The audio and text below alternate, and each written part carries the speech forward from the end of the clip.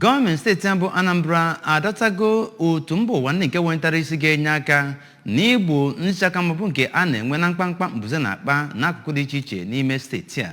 Osote aka na-achị ọrụ steeti bụ Anambra bụ Dr. Onyekachukwu Ibezim bụ onye nke kwupụtara nke a n'obere oge o mechara nyocha na mpaghara dịgasị iche iche mbuze na-akpa ike na Ezioko village bụ nke dị n'Oko n'okpuru ime obodo Orumba North.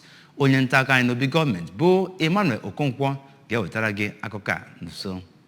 Ya bụ njem nleta ABS chọpụtara na mbuze ahụ enomiela ọtụtụ ụlọ na mpaghara ahụ ma na-achọkwa inomi ụlọ ndị ọzọ dịgasị n'ogige ebe ahụ. Osote aka na-achị steeti a bụ Dọkịta Ibezim onye kwala alịlị na Anambra steeti na-etufusizi ana ya nyere mbuze n'ebe ọ dị ukwuu n'oge ugbu a, rụtụrụ aka na Anambra steeti nakwazi gọọmenti etiti agaghị emenwu ihe dị na mbuze dị na Anambra steeti, nke mere o ji dị oke mkpa na otu dị iche iche nke mba ụwa gbatara Anambra ọsọ enyemaka n'ihe dị otu a. Onye ji ọkwa United Nations Resident and Humanitarian Coordinator bụ Maazị Matthias Schimmel, onye du ndị otu ya nke United Nations Office for Coordination of Humanitarian Affairs wee bịa ya bụ njem, kwuru n'obodo United Nations ga-enyeziri Anambra aka iji wee gbochie ya bụ nsogbu na-adakwasị steeti a site n'aka mbuze. N'itinye okwu nke ya, onye ji ọkwa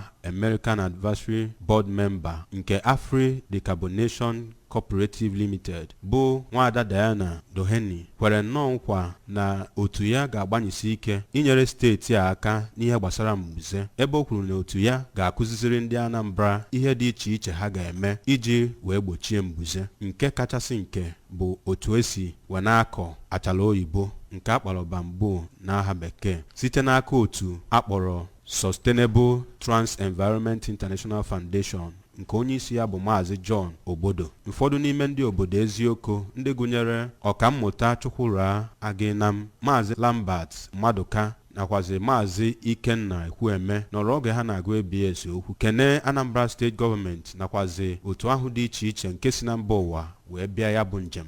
Site n'obodo Ezioko, abụ m Emmanuel Okonkwo.